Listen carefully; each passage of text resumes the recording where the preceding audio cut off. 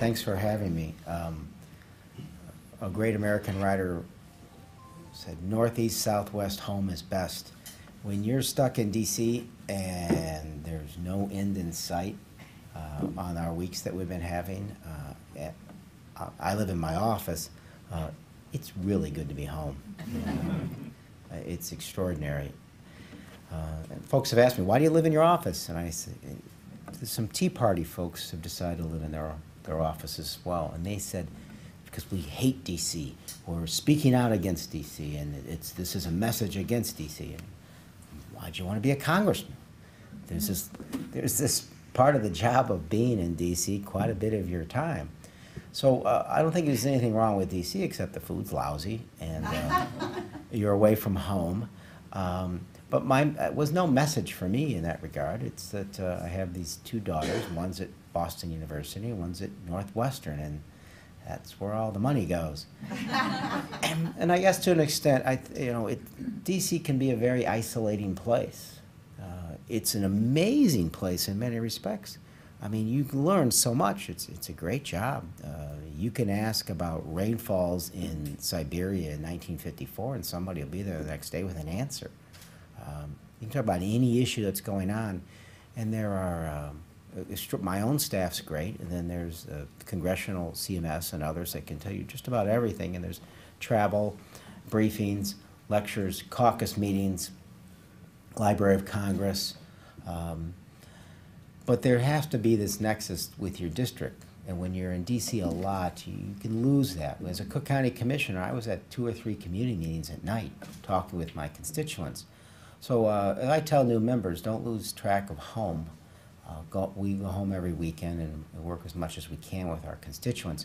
I actually started doing undercover boss, undercover congressman.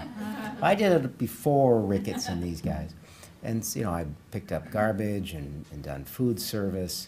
I worked in food pantries and so forth. And it's been a great tool for me to stay in touch with what's happening in my own neighborhood, in my own district, in the city of Chicago.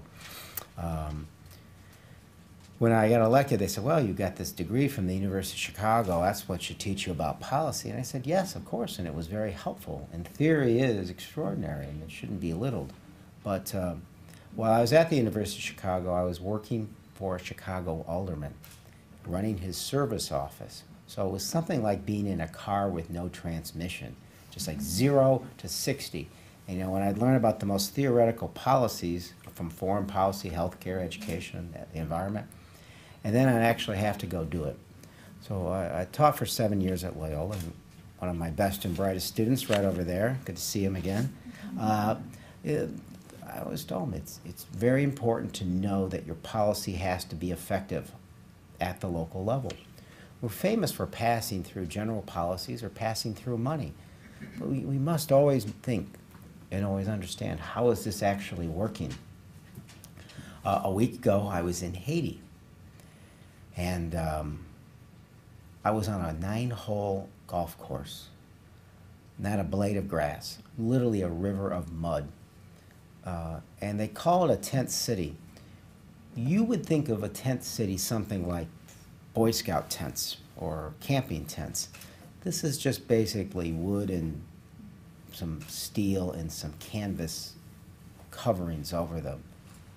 Horrendous living conditions.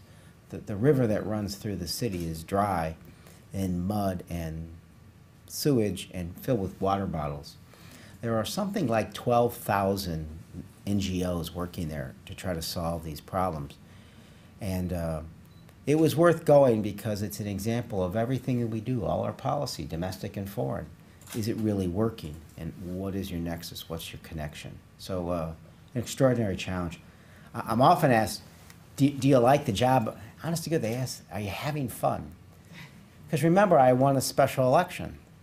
This guy, I forgot his name before me, Rahm Emanuel. He decides to go be chief of staff.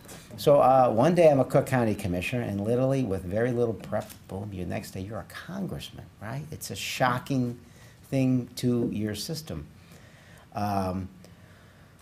So when you win a special election, you get sworn in by yourself, right? It's very touching. You literally, Congress is in session and they stop and Speaker Pelosi swears you in by yourself. Your family's there, you give a speech, now they say, now go vote. There's the House Resolution 257. I go, what's that about? You know, it's literally like being parachuted in the middle of a firefight in 111th Congress, or transferred to a new high school with 435 new kids. You're just trying to figure out who's the cool guy table, or if there is one. But so the second day I'm there, John Lewis greets me. Now, John Lewis, civil rights legend. I mean, he's a man who's arrested 40 times and beaten up and fought for civil rights like no one else. He said, I'd like you to come to the White House with me tomorrow for a bill signing. Who's going to say no? So I'm sitting in the Oval Office, still going through the shock of this transformation, with John Lewis. I'm in the Oval Office, and the President of the United States is about to walk in. And I was thinking, you know, it was 2 weeks previous from that moment that I was in my last county board meeting as a commissioner. And I was in this inane argument with Todd Stroger and Bill Beavers and Tony Pareka. And the President walks in and I go, this is better. And they're like, what's he saying? Do you like it? I mean, what's not to like? I mean, I've been on Air Force One. I walk under the Capitol Dome. I go to the White House. I was Speaker Pro Tem. I was in a Black Hawk helicopter flying over Baghdad. I mean, amazing experiences. If you like policy, it's a fantasy camp, right? And I'm on Air Force One. I forgot they could be nice to you on an airplane, except for Turkish Airlines. They're great. No, you get used to the commute, right? It's a bus with wings in that respect when you're going back and forth from. So the President comes back and he says, "We're on Air Force One." The President comes back. He goes, "So Quigley, do you miss the middle seat on American between Chicago and Reagan?" Because after all, halfway through, they give you this Dixie cup of Coca-Cola, which makes up for the crowding and the delays and the guy who puts the 200-pound bag over your head, right? And it's not going to fit, and only person on the plane that doesn't know it is him. So, you know, pretty neat stuff, pretty heady stuff. Mr. Smith goes to Washington, right?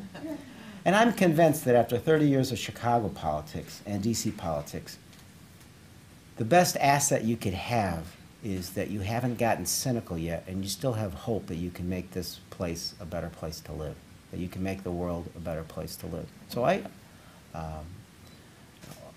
can talk about a lot of things, and I'll touch on some of them at D.C., but in the end, it's the essence of the freshness of the newness that you have to keep. The challenges that we're going to face as a city and a state and a country and a world are just extraordinary. But despite all that you see in Washington right now and the conflicts in the world, you must keep a positive mind and remind yourself of why you're there. I tell my students one thing is there's one thing wrong with politics is that you're not necessarily all motivated for the right reasons. And I don't really care what your positions are on issues. We can differ. If it is a self-issue toward yourself or it is toward a greater goal. And that's the challenge that we're going to face. It doesn't help that I come from Illinois and that I got elected. I know how I got here. I got here because I was the guy seen as the reformer at Cook County, talking about transparency and ethics and fiscal responsibility. And the time was right for me during the whole Blagojevich, et cetera, et cetera.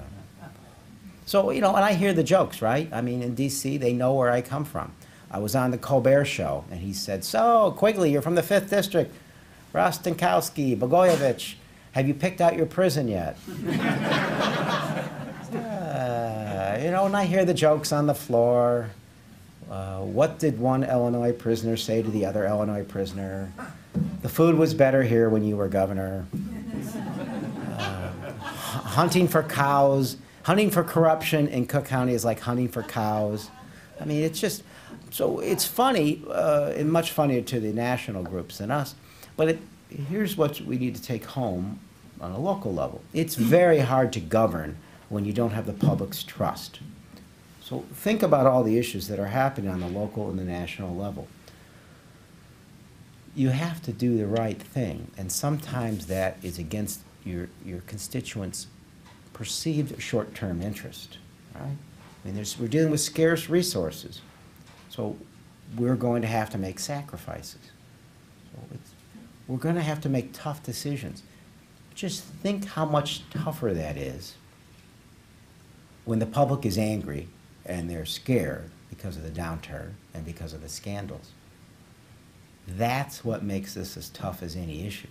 We all know that we're going to have, we're dealing with scarce resources and economic downturn, so we're going to have to make those choices. And in D.C., that is ultimately what we're going to have to do and what you're seeing take place and unfold right now.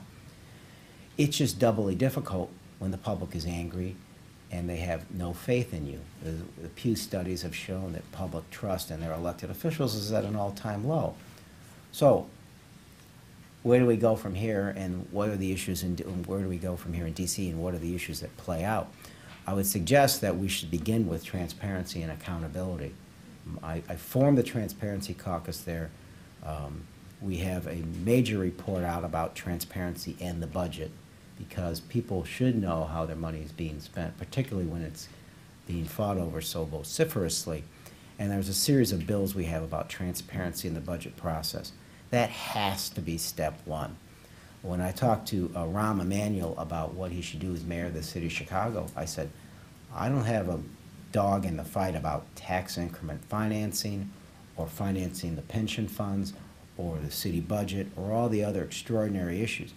But I believe your first act as mayor of the city of Chicago should be to sign an executive order that puts all that stuff online and puts tax increment financing online and in the budget. It should just be fair game. Because then, when you make those tough choices, at least the pluralistic qualities of our democratic processes, the fights are ugly, but at least everybody knows what's out there. Even if they disagree with you, if they have some sense that the game is being played fair and open, you can take tougher fights, you can take those challenges and make those decisions. I think that's absolutely true in Washington, D.C. Let's touch base a minute on what's happening in the last few weeks. The fights you see over the budget. Take it first from this. This is, I think, from the body politic, not the dog's tail wagging the dog, the tip of the dog's tail wagging the body politic. Here's what I mean by that. We always have a political spectrum in this country. Now, that's represented in Congress. So when people say, why are they fighting? It's because the American public, through this process, is fighting too. There's nothing at all wrong with that. So what happened in the last November election? The centrist lost. The centrist Democrats lost, for the most part. Still a few of us there who are fiscally centrist. And the centrist on the Republican side, scared to death of the Tea Party influence, moved right. And I like Senator Kirk, but you would have to acknowledge that when he ran for Senate, he moved to the right. I only use him as an example because it's true for all of Congress and the Republicans. So now the Congress is polarized, as our country is, I suspect, to debate. It's far harder to get these things done when you're polarized. It used to be that we used to say the centrists are the ones that are going to make the key choices. Even among this folks here, I don't think Speaker Boehner wanted what happened to happen. He agreed with the president's initial round of cuts and dealing with the debt and the deficit and the problems that we're going to face. It was the Tea Party extreme right, which is a minority of the minority of this country, that skewed everything toward that direction. Because fiscal issues begin in the House, it skewed all those issues. And because those fiscal issues are so important, it moves all the policy as well. So what the Republicans won't be able to accomplish legislatively, dealing with the issues, however you feel about them, but dealing with the issues from choice to the environment, to gun control, to human rights issues like repealing Don't Ask, Don't Tell, and so forth. The health care bill, They will attack them through defunding. They will try to attempt to defund all those issues. Now, and some of that got to the issues of foreign policy as well. It's interesting that one of the biggest pushbacks on not funding foreign policy was an extraordinarily strong group of members who want to protect funding for Israel. Now, again, I'm not asking for people to take editorial stands on these things. Here's why that was important. Because it opened the eyes of a lot of folks who weren't thinking about foreign policy. And then it was very easy to then explain to folks why the foreign policy and foreign aid to the entire Middle East was important. So you actually owe it to that first step that got you to continued funding for the entire region, which is so important for stabilizing the entire region. Again, I'm not going to go into an editorializing mode about any of these issues. I'm trying to explain what's happening and why. So this became an ideological fight. I always compare it to the National Football League. You know why the National Football League contract's going to get worked out? There's no ideology involved. It's just money. It's billionaires fighting millionaires, right? So that's why the public doesn't care. They just want to turn on the football game starting this fall. Why is it going to get worked out? Because the billionaires don't want to lose money, and the millionaires don't want to lose money. There's no ideology. There's no, well, we think the game should be played in this kind of a philosophical way. No, it's football. The football in D.C. is different. It's much harder to reach a compromise when someone doesn't care if you don't reach an agreement, because they would rather be martyrs to the cause. You heard these expressions? Shut her down. I don't know, I was ready to pack up my pickup truck. Shut her down, get her done. An extraordinary way of thinking about government, right? And I know the speaker, again, Speaker Boehner didn't want this. So you had the far right pushing Mr. Boehner to his extremes. So that's why the keys to breaking the stalemate were to get the ideological writers off of the CR, the spending bill. They dealt with choice, Planned Parenthood, they dealt with the environment for folks who don't believe in global warming, they dealt with the health care bill, and so forth. So that's what you're going to see. Another thing that was sort of aggravating is they were only cutting non-defense discretionary spending. That's 15% of the budget. So that would be, I'm trying to think of a good comparison. You and your spouse saying, okay, we have to cut X from our household budget. So let's just cut utilities, right? I mean, let's cut all this on utilities. It's really going to have a dramatic effect. Your house is going to be really hot or really cold. It makes no difference. The themes I always talked about with improving government, reinventing government, my 8 reports still online as a Cook County Commissioner, was the notion that if you were to start over, what would you do, how would you do it, and who would do it? A key component of all that is there can be no sacred cows. The sacred cow in Washington is the military. You can point out to them some obvious problems, but they just, honest to goodness, have blinders on. Hey, I want to be safe too. I'm worried about Homeland Security too. But that doesn't mean that there can't be scrutiny about how that money is spent. One of the fake bombs that a would-be terrorist put into a garbage can in Chicago, a block from my house, right? At Eddy and Clark. I live at Racine and Clark, so it's close to home. So you can point out to these folks, let me see now. Mr. Gates said, Secretary Gates said, we have 11 aircraft carrier groups. No other country in the world has more than one. We have fighter jets that we aren't using in Afghanistan, Pakistan, or Iraq. And other than the no-fly zone, just simply not using. And we're talking about an F-35 second engine an Osprey helicopter, which does nothing better than kill our own troops. We spend $500 million a year on musical bands in the military. These are bands that just play for the Army and the Navy and the Air Force. So unless you have the musical rights to John Philip Sousa, that's probably not a good thing. I'm on the Oversight Committee, and we routinely go into the nuance of detail of problems in Gaza, and Iraq, and Afghanistan, Pakistan, the waste, the bloat, the corruption that has taken place. It doesn't matter, because that's defense. It is a sacred cow. So we're not going to get there unless we do this. You saw the president this morning begin to talk about a long-term plan for the debt and deficit, where we go from here. He talked about the military. And I'll talk about the president just one more time before I close. I was in Denver when he spoke at the convention. For those of you who recall, picture the scene, a football field.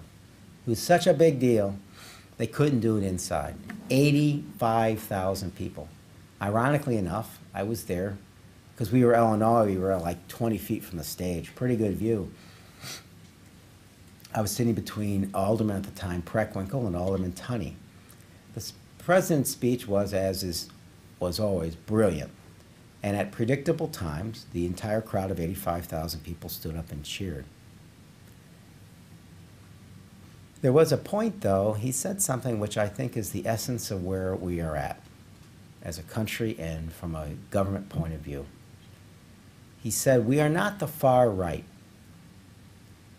We believe that the mission of government matters.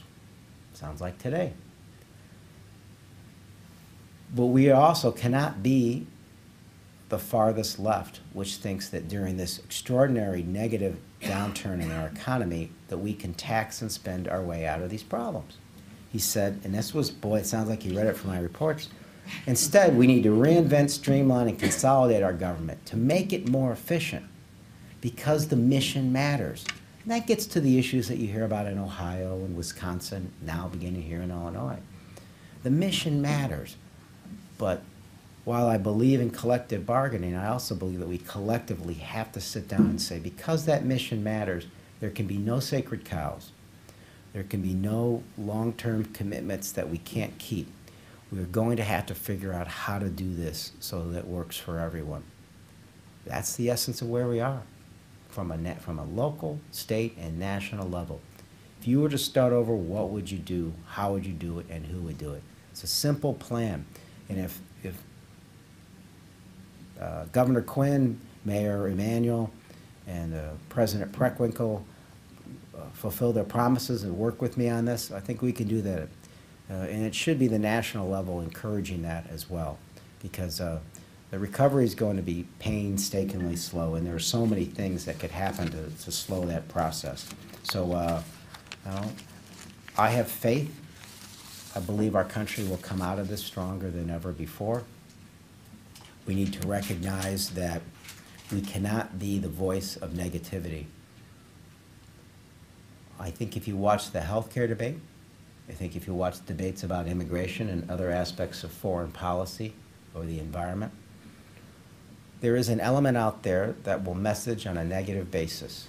And the themes will be, when you really think about it, we are a great country. And we're not in this predicament because of you. It's because of somebody else. Thus, the scapegoat. And there are many scapegoats out there. They also pit one side against each other. They also play upon people's worst fears. It's a xenophobic, homophobic, manipulative, tragic way to manipulate the public toward an end which is not productive for us all. So Friday at midnight, we stayed open. The irony is, that was my exact anniversary for being a congressman. So my staff's joke was, well, you closed down government just under 2 years, Quigley. But cooler heads prevailed, and they're going to have to prevail for a while longer because there's so much at stake. I always close by saying I think of the numbers every time when I wake up. 10, 3, 2, 1. It's a simple pneumatic thing that helps me remember what's important. In my district, if you take 10 people, 3 of the 10, 30% of the mortgages, people owe more than their house is worth. 2 of 10 don't have health care benefits. 1 out of 10 doesn't have a job. And I think about that person waking up and saying, today's the day. Today's the day I'm going to get that interview. Today's the day I'm going to get that job. You know, it has so much to do with someone's soul, not just their economic well-being, that they have a value, that they have a purpose. And that my purpose is to help all those folks in 10, 3, 2, 1, not just in my district, but in my city, my state, and my country. So I'd be glad to answer any questions you have. I'm honored to be here, and thank you so much for having me.